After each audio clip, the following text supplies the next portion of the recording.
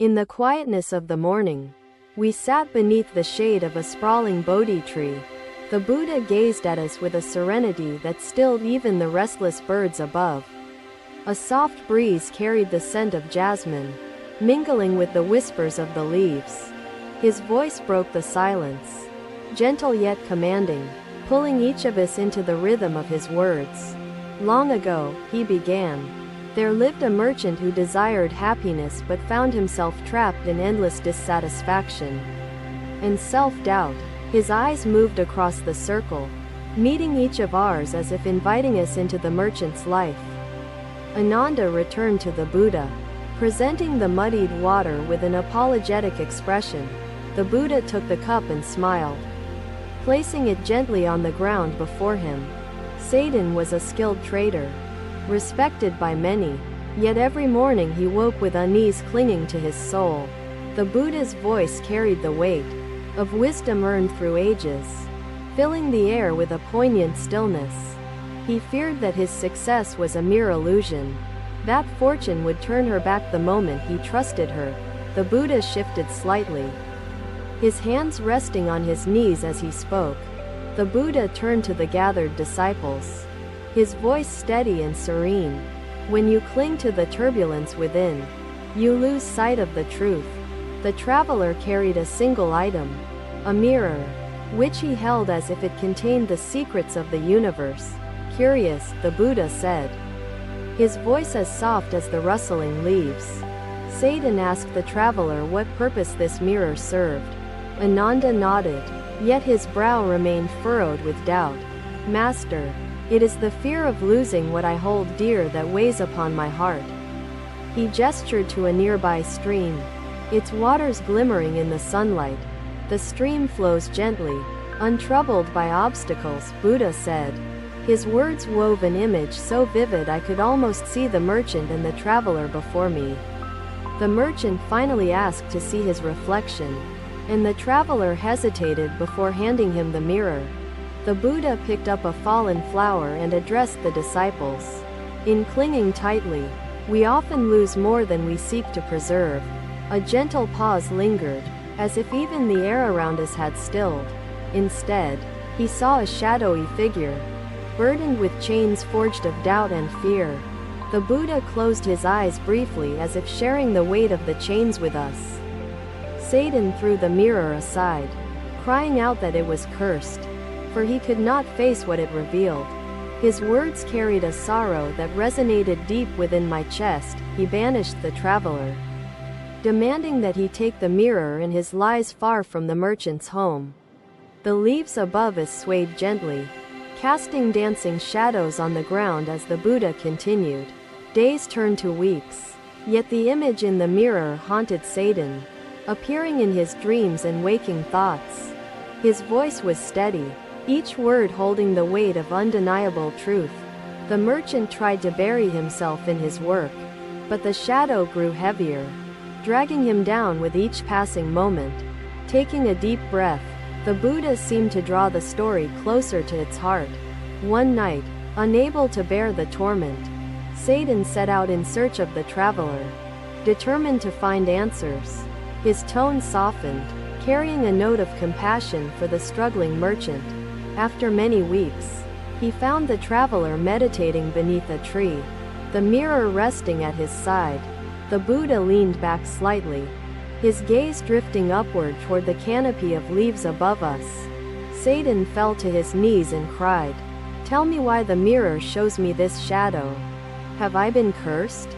His words echoed through the stillness, and I felt the weight of the merchant's anguish in my own heart. "The void, Ananda, is an illusion," he said. "As the water in my hands returns to the pond, it rejoins the whole, unbroken.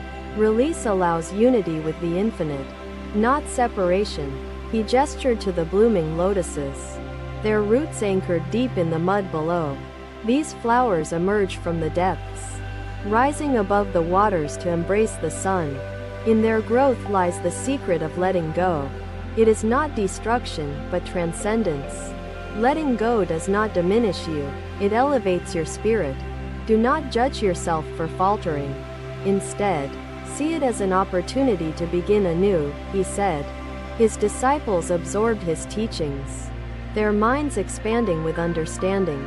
Buddha looked at them with compassion in his eyes. He said, "You are like the lotus flower that blooms despite growing in the mud." The Buddha's smile was soft, like the gentle curve of a moonbeam dancing on water. Over time, the shadow grew smaller, its chains began to weaken, and Satan's reflection became clear and bright. His voice was calm yet carried an undercurrent of triumphant joy. The merchant had not banished the shadow but had integrated it, transforming his pain into wisdom and compassion. Silence followed his words, broken only by the faint hum of the wind and the songs of distant birds. The Buddha folded his hands together and looked at us. His eyes filled with a quiet certainty. "The shadow we run from is often our greatest teacher," he said. "When we confront it with courage and love, we find the key to our liberation." His words hung in the air, luminous and alive, touching something deep within each of us. "Tend to your mind as Satan tended to his reflection," he said. "See the chains not as curses, but as opportunities to grow." The stillness deepened, and for a moment, it felt as if the universe itself was holding its breath. Ananda opened his eyes, his heart lighter than before. "Blessed One, your words are a beacon to my soul." Another day, under the golden embrace of the morning sun, the disciples gathered around the Buddha near a tranquil lake. The surface of the water mirrored the sky, clouds drifting lazily, reflecting purity and stillness. The Buddha sat cross-legged, his robe gently brushing the grass as he began to speak. "This lake, serene and undisturbed, is like the mind unclouded by fear and desire," he said softly. A young disciple, Devadatta, broke the silence hesitantly. "Master, my mind is turbulent like a storm. I cannot find this stillness you speak of." The Buddha's gaze rested on him, filled with compassion yet unwavering in its resolve. "Devadatta, have you ever seen ripples spread endlessly when a stone is cast into a pond?" he asked. Devadatta nodded slowly, his brow furrowed in thought. The Buddha continued, "The stone represents your thoughts. Fearful, restless, and full of attachment, they disturb the surface of your mind." He extended a hand toward the lake. "Look closely. When no stone is thrown, the water becomes calm, reflecting the true essence of all around it."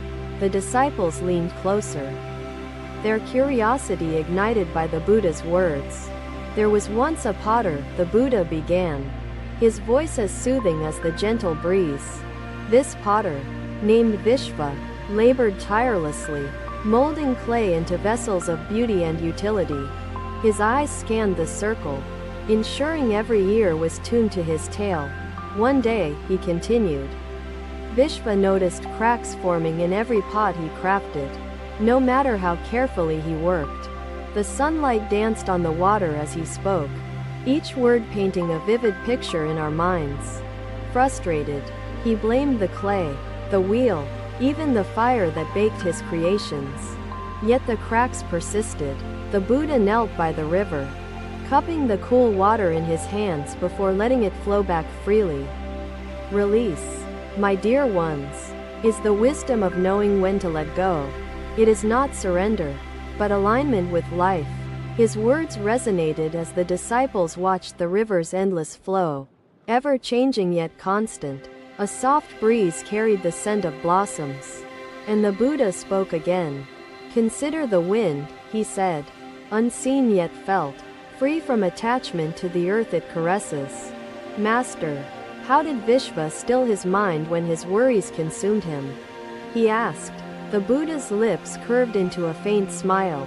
The potter sought solitude in a grove, away from the clamor of his thoughts and the expectations of others. The grove was silent, the Buddha continued, but within Vishva, a storm raged, memories and doubts colliding like waves. His voice held a depth that made the silence around us feel profound and alive. He closed his eyes and began to breathe, focusing not on the chaos but on the stillness beneath it. With each breath, the Buddha said. He noticed the storm within him starting to calm, the waves losing their power. The disciples listened intently, the story resonating deeply with the struggles they faced in their own minds. Days turned to weeks, and Vishva returned to his wheel, his hands steady and his heart at peace. The Buddha's gaze swept across us, his words carrying a timeless wisdom. The pots he crafted were flawless, their surfaces smooth, each vessel a reflection of his still mind. Devadatta's eyes shimmered with understanding, the ripples within him settling as if calmed by an unseen hand. Master, you speak of mindfulness as the key to stilling the storm, he said. His voice steady. The Buddha nodded, his expression serene yet filled with purpose. Mindfulness is the breath that guides the mind to stillness, the anchor in the storm of thoughts. A soft rustle of leaves accompanied his words, the natural world around us seemingly in agreement with his teachings. When your mind is troubled, return to your breath, for it connects you to the present and grounds you. A disciple named Anjali spoke, her voice quivering slightly. Master, what if the thoughts return, like waves upon the shore, relentless and unending? The Buddha's gaze turned to her, his expression one of deep understanding. Do not fight the waves, Anjali, he said. Instead, observe them, for they lose their strength when met with awareness, not resistance. He reached for a small pebble by his side, holding it between his fingers. This pebble represents a single thought, he said, tossing it into the lake. The water rippled outward, the reflections of the sky momentarily distorted. See how one thought disturbs the surface, but in time, the ripples fade and the lake returns to stillness. Anjali nodded, her face softening as if a great weight had been lifted. Master, I will practice observing my thoughts, letting them pass like ripples on the surface. The Buddha's smile deepened, his approval evident in the warmth of his gaze. Through observation and patience, you will find the calm that lies beneath the turbulence. The disciples sat in silence, the stillness of the lake mirrored in their hearts as the Buddha's words settled within them. Each of you carries within you a lake of profound clarity, he said, his voice low and resonant, yet it is clouded by the stones you cast into it daily. Worry, regret, and fear. The sun began its descent, its golden rays casting long shadows over the tranquil scene. When you cease to cast stones and simply breathe, the lake of your mind will reveal its true nature. His words lingered in the air, imbued with a sacred truth that transcended the boundaries of the moment. In stillness, you will see yourself as you truly are, unburdened by the illusions of the world. We sat together, the disciples and the Buddha, our reflections mingling with the still waters of the lake. The silence spoke volumes, each of us finding a fragment of ourselves in the quiet wisdom he had shared. Another day, under the soft glow of dusk, the disciples gathered around the Buddha near a lotus pond. The water shimmered, reflecting the fiery hues of the setting sun and the delicate forms of blooming lotus flowers. The Buddha sat silently, his gaze resting on a single lotus rising above the muddy water. Observe the lotus, he began, his voice carrying the wisdom of countless lifetimes. Its roots lie in the mud, yet it emerges pure and unsullied. The disciples leaned in, drawn by the quiet strength of his presence and the beauty of his words. This lotus teaches us that adversity is not our enemy but the very soil from which growth begins. A disciple named Ravi spoke, his voice trembling with emotion. Master, I feel trapped by my struggles, unable to rise above them. How can I become like the lotus? The Buddha's gaze turned to Ravi, his eyes filled with compassion and understanding. Ravi, the mud of life is not a curse but a foundation for transformation. Do not resist it, embrace it. The Buddha's hands rested gently on his knees as he continued. Long ago, there lived a sculptor named Arjun, who carved masterpieces from stone yet felt hollow inside. His words painted a vivid image, and I could almost see the sculptor, his chisel striking the stone with precision. Though his creations brought joy to others, Arjun felt disconnected, as if his own essence had been lost. The evening air grew cooler, carrying the soft hum of crickets as the Buddha spoke. One day, Arjun found a block of marble unlike any he had ever seen, filled with veins of shimmering beauty. His voice softened, drawing us deeper into the tale. He labored tirelessly, shaping the marble into a statue that would embody his highest vision of truth and grace. The Buddha paused, allowing his words to sink into the hearts of the disciples. Yet as the statue neared completion, a crack appeared, marring the perfection he had worked so hard to achieve.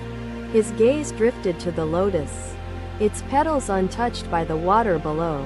Despair gripped Arjun, and he questioned whether he could ever create something flawless. A disciple named Mira asked, her voice hesitant, "Master, how did Arjun overcome his despair and find his way forward?" The Buddha smiled gently, his expression filled with serene wisdom. In his sorrow, Arjun sat beside the cracked statue, and an old monk approached him with words of guidance. Impermanence is the greatest teacher, for it reveals the truths hidden within life's transformations. Release is born from understanding this truth. He added, "Your sculpture is beautiful not despite the crack but because of it. It reflects the impermanence of all things. In accepting this ebb and flow, we find freedom." The Buddha rose, leading his disciples deeper into the forest where a stream whispered softly against the stones. The disciples nodded, their expressions reflecting a mix of contemplation and clarity. He realized that the marble's imperfections mirrored his own struggles, teaching him humility and acceptance. Ravi spoke again, his voice steadier than before. "Master, are our flaws the cracks in our marble, teaching us to embrace life's imperfection?" The Buddha's smile deepened, his approval evident in the warmth of his gaze. "Indeed, Ravi, your flaws are not your enemy but your teacher, guiding you toward authenticity and growth." The stillness of the lotus pond mirrored the silence within each of us, a reflection of the clarity the Buddha imparted. The lotus rises above the mud, not by rejecting it, but by transforming it into nourishment for its bloom, he said. His words filled the air, imbued with a sacred truth that transcended the boundaries of the moment. Similarly, your struggles are the soil from which your strength emerges. A disciple named Kavya spoke softly, her voice barely audible above the whisper of the wind. "Master, how do we rise above the mud without being consumed by it?" The Buddha's gaze turned to her, his expression one of deep compassion. "Do not fear the mud, Kavya, for it holds the lessons you need to grow. Face it with courage and love." The sun dipped below the horizon, casting the pond into a gentle twilight as the Buddha's voice continued. "Understand that your essence is pure, like the lotus, untouched by the struggles that surround you." His hands rested in his lap, his posture serene yet purposeful. When you awaken to this truth, you break free from the chains of self-sabotage and emerge radiant. The disciples sat in reflection, the teachings of the Buddha settling into their hearts like seeds in fertile soil. Each of you carries within you the potential to bloom, to rise above the struggles and reveal your true essence, he said. Do not shy away from the mud but embrace it, for it is the source of your transformation. As the first stars appeared in the night sky, the disciples and the Buddha sat together, their reflections mingling with the still waters of the lotus pond. The silence spoke volumes, each of us finding a fragment of ourselves in the quiet wisdom he had shared. It simply exists, holding truths that require no validation. I studied the stone, its texture raw yet peaceful, untouched by the complexities I assigned to existence. Thank you for watching. Buddha's teachings are always with you. Subscribe to our channel and we will see you in the next video.